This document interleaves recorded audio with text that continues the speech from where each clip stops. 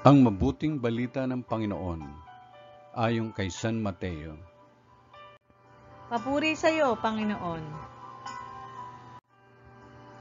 Noong panahong iyon, sinabi ni Jesus, "Sa aba ninyo, mga eskriba at mga Pariseo,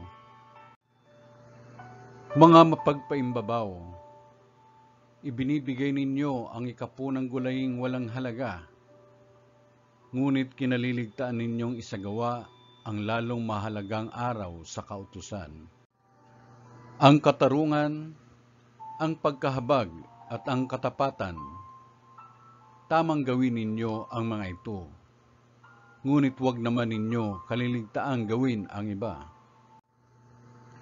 Mga bulag na taga-akay, sinasala ninyo ang niknik sa inyong inumin, ngunit nilulunok ninyo ang kamelyo.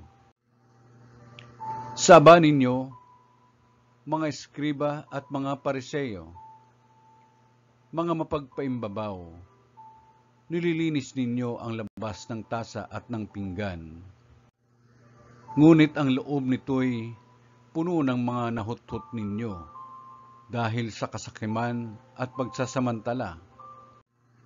Bulag na Pariseo, linisin mo muna ang mga nasa loob ng tasa at ng pinggan, at magiging malinis din ang labas nito." Ang mabuting balita ng Panginoon. Pinupuri ka namin, Panginoong Jesucristo.